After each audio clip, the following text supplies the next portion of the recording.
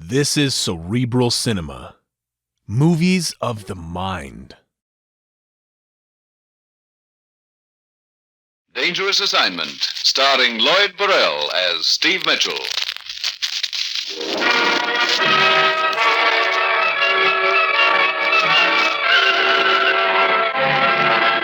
Yeah, danger is my assignment.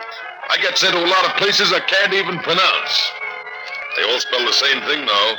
Trouble.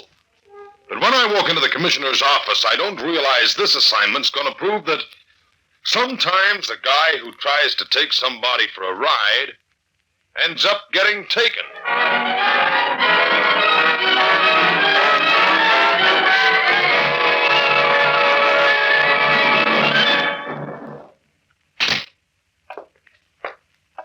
Morning, Commissioner. You sent for me? The Blue Lion has sent us another guest, Steve. The Blue Lion? Pub in London. Acting on a tip, we arrested a man on his arrival here last night. His passport and other identification were forged. He's the fifth illegal entry we've picked up in a month. So how does the Blue Lion fit into the picture? And that's where these people picked up their phony passports. They don't know or won't tell us any more than that. I guess that calls for a visit to the Blue Lion, huh? Scotland Yard's given the place a clean bill of health, Steve. The owners are well-known, respectable, and I doubt that the man behind this racket is still using the place as a rendezvous since so many of his clients have been arrested. Any other leads, Commissioner? A very slim one, Steve. Our forger is a master penman, very clever, been in the business for years. We don't know who he is, but his work is, shall we say, distinctive. The trained eye of an expert can spot his artwork immediately. This is a lead? Several days ago, a crew of workmen found a small package behind some loose bricks in the basement of a house on St. Margaret's Mews in London. The package, wrapped in newspaper, contained half a dozen forged passports. Identified as our friend's work? Right. I see. So if I can find out who put that package there, I might find our master penman. Exactly. And the date on that newspaper, Commissioner? Brace yourself, Steve. April 29th, 1945. 1940. You mean that package was hidden away all that time? Right. I know it's a long shot and a cold trail, but we've nothing else to go on. Get over there, Steve. Check with Inspector Jellicoe of Scotland Yard. Find out what you can about that house in St. Margaret's Mews. Pick up the trail and nail the man who's running this passport racket. Well, that's it. You've got your assignment. Good luck.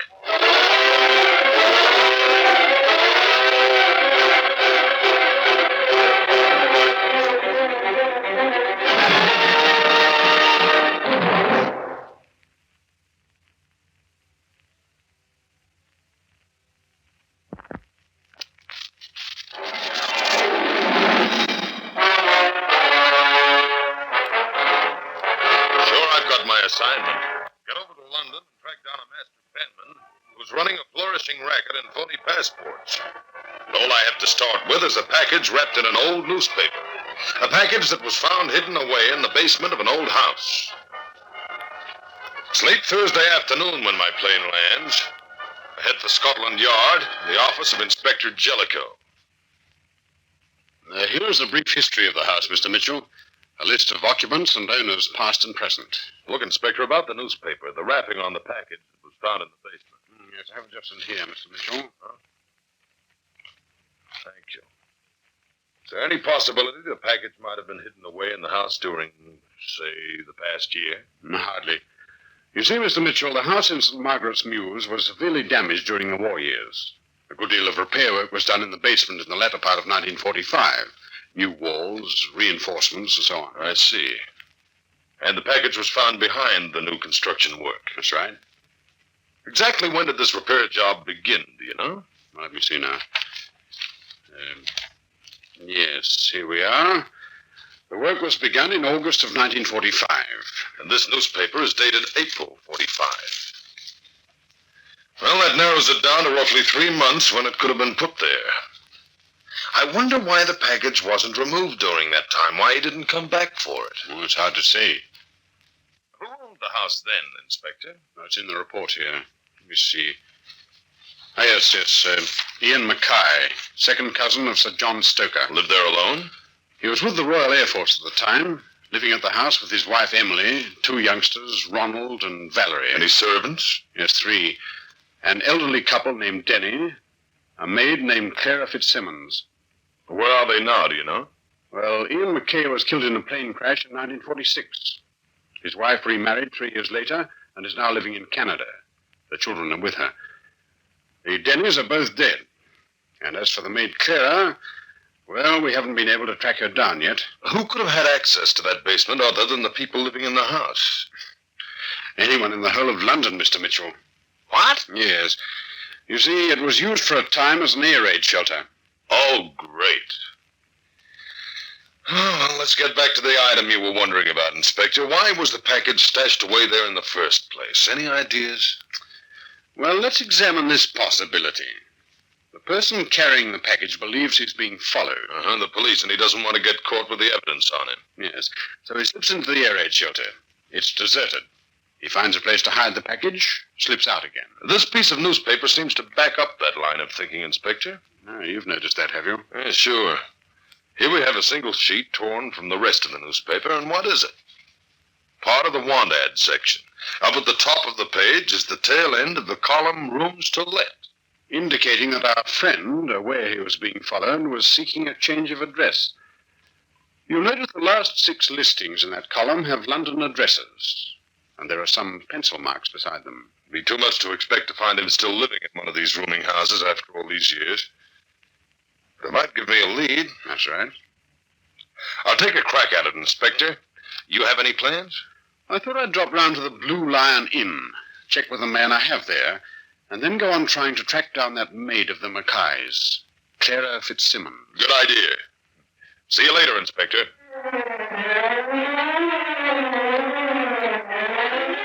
The odds on our long shot are growing. The chances I'll find the gent I'm after look slimmer by the minute, so I start out with my list of addresses. The first one is a bust. The same goes for the next address and the next. Things must have been tough in April. 4 down and 2 to go. Now it starts to rain. I rush on to the next place, 61 New Romney Road. The landlady, a rather large one, greets me at the door. There's a pleasant air about her, and that air includes a faint trace of gin. She invites me to the parlor, and I settle down into a heavy, overstuffed chair. 1945, you say? Well, now, dearie, that's going to take a bit of thinking, I'm afraid. You don't keep a record of your boarders, Mrs. Farman? Never bothered to. Might I offer you a little nip of something? I always have a small glass before supper. Helps the appetite, you know. Well, thanks, but I'll skip this round if you don't mind. It also takes the chill out of one's bones. Oh, it's nasty weather out, isn't it, dearie? Yes, so it is. Now, about this advertisement, Mrs. Farman, that appeared in the paper on April 29th, 1945. Well, I don't seem to recall it at the moment, but if you say so. Here's a copy of the paper. Oh, yes. So I see. 1945. Oh, we'd had it proper, if you know what I mean. 45 was a nasty year. It was dreadful. Them Nazi bombers over here day and night. I'm trying to locate a man who might have answered this ad, Mrs. Farman. But that was several years ago, dear. Oh, I know. It's going back a long time, but there's something in the back page of this paper that might spark your memory. It's a continuation of a story regarding Mussolini. Oh, him. What about him? He was killed at Lake Como the day before, April 28th, 1945. Was he really? That's right. Help any? Of course it does. I remember it clear as crystal, I do. Stella and a young man were supping with us. They just got married. Stella? One of me roomers. Been with me for 5 years, and not half a mo now. It was Stella's room was advertised in the papers. Of course it was. It all comes back to me now. I rented the room the very next day. And do you recall who took that room, Mrs. Farman? Oh, I'll never forget it, dearie. Never. It was a gent named Pinto. Jaeger's Pinto. Oh, I'm a good judge of character and all that, dearie, but Mr. Pinto was my first mistake. Oh, what happened? The police came for that nasty little twerp the day after he'd moved in. What? That's right. With his fine manners and all, he turned out to be a common burglar. Smash and grab man, you know. He got 5 years, as I understand. Thanks, Mrs. Farland. That's all I wanted to know.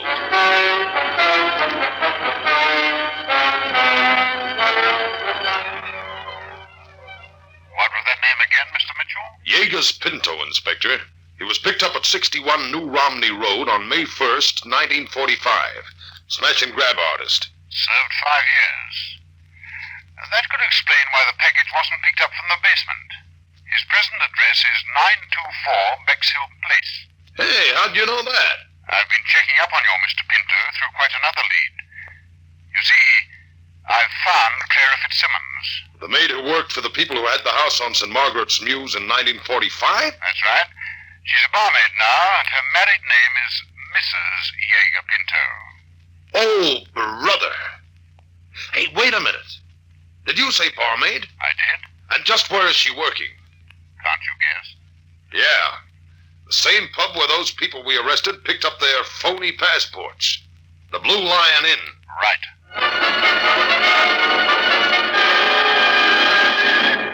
10 minutes later, Inspector Jellicoe picks me up in his car, and we roll out to 924 Bexhill Place, the present address of our long-lost friend, Jaeger's Pinto.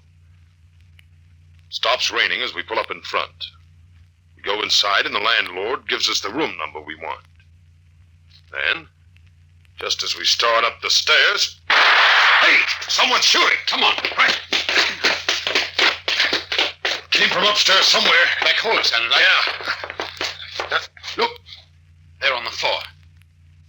Whoever handled that gun hit the bullseye. I hope it isn't. Turn him over.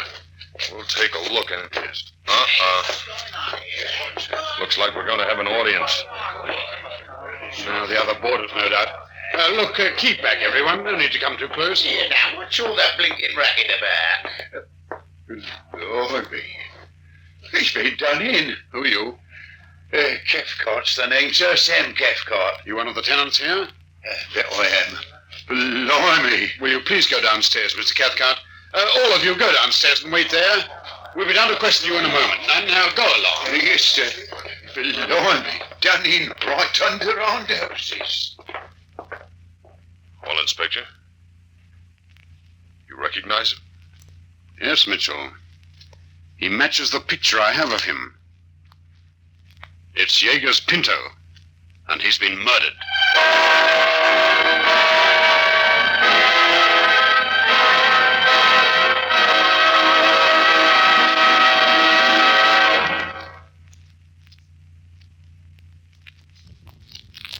And now back to Dangerous Assignment and Steve Mitchell. The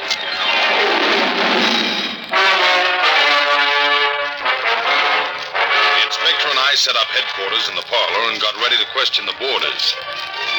While we waited for the first one to be brought in, the inspector said, What do you think about it, Mitchell? Was Pinto the man you wanted? I don't reckon so, Inspector. I figure now that Pinto was not the passport forger. He was probably just his leg man. I agree. The forger is also the killer, I'd say. He killed Pinto to shut his mouth. Yes. Well, let's hope we get something from the other boarders. Something that will... Come in. Oh, Cathcart, come in. Sit down. Yes, sir. Blimey, this is awful, Inspector. The two of us was having a pint of beer up in his room not more than a few minutes before. Pinto's room? Yes. There was a knock on the door. Pinto went and opened it. Who was it? I didn't see. I was sitting on the other side of the room. I heard Pinto say, "Oh, it's you." And he stepped out into the hall and closed the door. Well, I sat there several minutes, then just as I was about to go and see what had happened to him, blimey, I heard the shot. I ran outside and down to the back hall and, well, there was you two gents bending over his body. Phew, didn't half get a shock, I didn't. Blimey. The person who knocked on the door, Mr. Cathcart, did he say anything at all to Pinto? Not a word as I could hear, sir. Oh. Then you don't know whether it was a man or a woman? That I don't. Very well, Mr. Cathcart, that'll be all. Oh, please ask the constable to send to the next person. Righto. Poor Pinto. Blimey. Yes. Blimey. Well, he tells a straightforward story. Be interesting to know if it also happens to be a true one. Right now, that looks like anybody's guess. Come in. You wish to see me, Inspector? Yes. Your name, please. Walter Michaels. I'm an insurance solicitor. I was calling on a client of mine whose room is on the 3rd floor, Mr. Johns, but he didn't answer the door. Johns. Let's see. The landlord informed me that Mr. Johns had left the house for the railway station half an hour or so before the killing on a business trip. What's the meaning of this? You've no right to protect me, you know. Sounds like a bit of a row out in the hall. I'll take a look. What seems to be the trouble? Eh? Oh, this policeman will simply not allow me to go upstairs to my room. It's ridiculous. Your name? Johns, but I don't see what business it Will you is. step in here a moment, please, Mr. Johns? Well, all right. You'll even tug at my sleeve. I'm out of shape with the damp as it is. Now, come. Sorry. This is Mr. Johns, Inspector. How do you do? What sort of foolishness is this, Inspector? Oh, just routine questioning, Mr. Johns.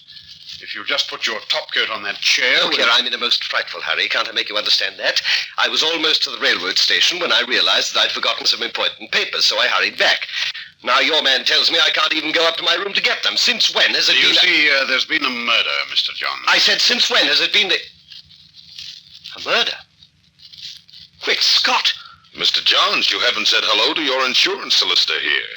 My what? Mr. Michaels here. He says you're a client of his. He called on you while you were out. What are you talking about? Aren't you a client of his?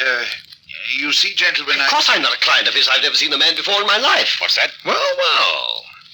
How now, Mr. Michaels? Gentlemen, if I could speak to you in private. By all means, Mr. Michaels. Oh, that'll be all for now, Mr. Johns. But I shall have to ask you to remain in the city and keep us posted as to your whereabouts for the time being. What? But my trip... Your trip will have to wait. But it's a business trip. Now, see here, you have no right to... That will be all, Mr. Johns. I shall speak to your superiors. Fine. I shall be glad to make an appointment for you. Oh! Sounds like my old college yell. Quite. And now, Mr. Michaels. Johns is right. We're not acquainted at all. So we gather. You see, I really came here to see Dora Mays. She has the room across the hall from John's. Your girlfriend? Yes. We had quite a row last night about my family. I had an appointment tonight to thrash the whole thing out, but she didn't show up. So you came here to her room? Yes, but she was out. And that's where I was when I heard the scream. Why didn't you tell us this at first, Mr. Michaels? I was afraid it would get back to my family. I see. You chaps don't seem convinced, but that's my story. Take it or leave it. Before we take it, Michaels, we'll check it. But Michael's girlfriend, Doris Mays, still isn't back, so for the time being, there's no way of checking up on his story. I'll leave Inspector Jellicoe at the rooming house to continue the questioning.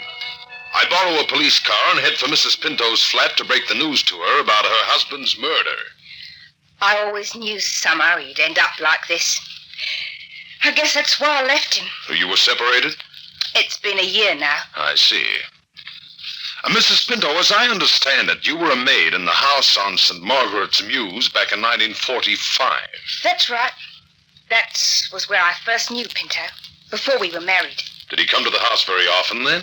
He used to come to see me. Then one night he told me some wild story that he was some sort of government agent and was being chased by Nazi spies. Brother, what a story. I believed him. I was young and silly then. I let him hide down in the basement. Ah, so that's when he ditched the package of phony passports. What's that? Oh, nothing. Go on. Next morning he was gone. Later I learned he'd been arrested and sent to jail. As soon as he was out, he looked me up. I just started as barmaid at the Blue Lion then. He promised to turn over a new leaf, So we got married. But it didn't last very long, huh? I found out he was still mixed up in something shady, so I left him. A year ago, as I said. Did you see anything of him after that? Oh, yes. He'd drop in every now and then at the Blue Lion. But to see you?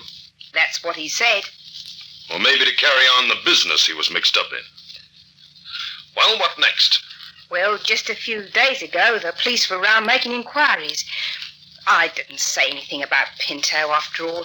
He was still my husband. You happen to know any of his friends? No, I can't say I wanted to.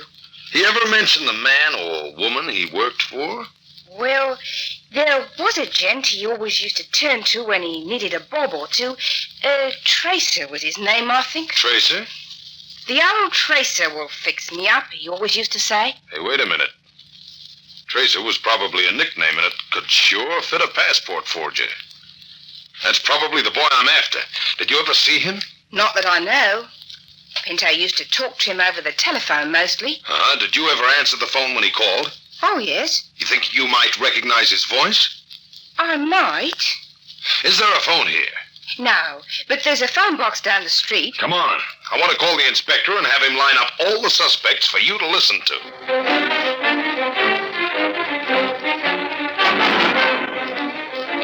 Mrs. Pinto puts on a coat and we go outside. I step into the phone box and the little light goes on.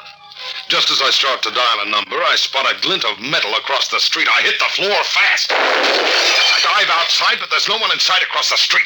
Nothing but the mouth of an alley and the sound of some distant running steps. I could never catch up to him now. Mr. Mitchell? You okay, Mrs. Pinto? Yes, sir. I jumped into this doorway when it happened. Okay, come on. Got a police car down the street and... What is it? Mrs. Pinto, you told me you hadn't been out of your flat all evening, didn't you? Yes, that's right. Earlier this evening, while we were looking for Pinto, it started to rain. Well, what about it? It rained for just about half an hour. It stopped just as Inspector Jellicoe and I arrived at Pinto's rooming house. I don't see what all this is Your got to do coat with... sleeve is damp, Mrs. Pinto. Why, You didn't tell me the truth. You were out of your flat this evening during the time it rained. But... Yes, I was. Where'd you go? I started for Pinto's rooming house to tell him the police were making inquiries about him. Halfway there, I changed my mind. I came back. You sure you didn't go to the rooming house? Quite sure. Hey, hold everything. The damp sleeve. What about it? I told you. Yeah, you just told me the answer. I take Mrs. Pinto back to her flat and tell her to lock herself in. Then I go outside and slide behind the wheel of the borrowed police car, just in time to feel a gun barrel nudge me in the back of the neck. Well, well. That would be Mr. Johns, I presume. Quite right, Mitchell. Keep looking straight ahead. Okay. So you're the big cheese of the passport racket. Start the car. If you insist.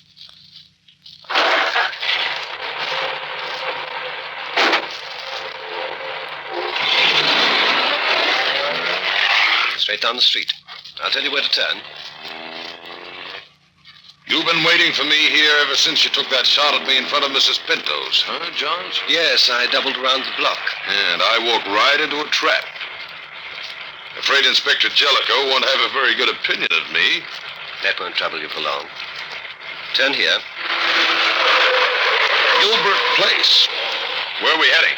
A quiet room where you're going to phone Mrs. Pinto and have her join us. Get rid of both of us, huh? Right. You may have seen me occasionally in the Blue Lion, and she's heard my voice over the phone. Can't afford to have her around. Left here. Epping Square. This where the quiet room is? Just keep driving. You'll find out presently. Mitchell, you knew it was me in the car as soon as you felt the gun barrel. How? When you put on the act about storming back to the rooming house for some forgotten papers, I remembered the sleeve to your suit was damp. But you were carrying your top coat over your arm. I see. That meant you got caught in the rain without your coat when you went out the first time. Your plan was to make a departure, then sneak back and kill Pinto, which you did. You also picked up your top coat. That's what tipped your hand when you came back the second time. Only it took me until now to put the pieces together. Rather neat. Now Wait. Wait, that's a police car ahead of us. Turn around, quickly. Okay. Now back the way we came to the first turn right, then. No, it's another police car. What do you know? Slow down, I'm getting out. Sorry! You're not leaving, Johns. Let go my wrist. Let go of the gun.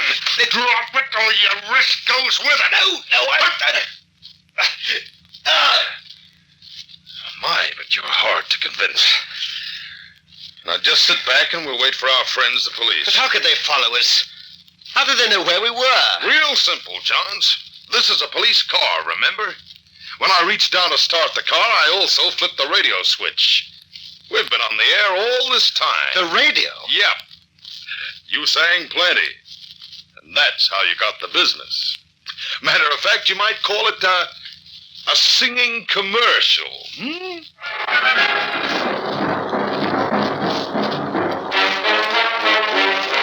Dangerous Assignment, starring Lloyd Burrell as Steve Mitchell. This is a Grace Gibson radio production directed by Lawrence H. Cecil. Be with us again next week, same time, when Steve Mitchell will embark on another dangerous assignment.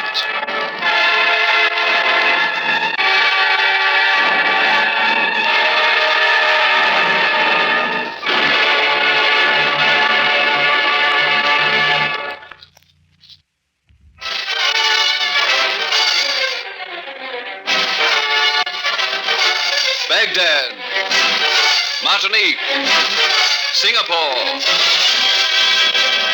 and all the places of the world where danger and intrigue walk hand in hand. There you will find Steve Mitchell on another dangerous assignment.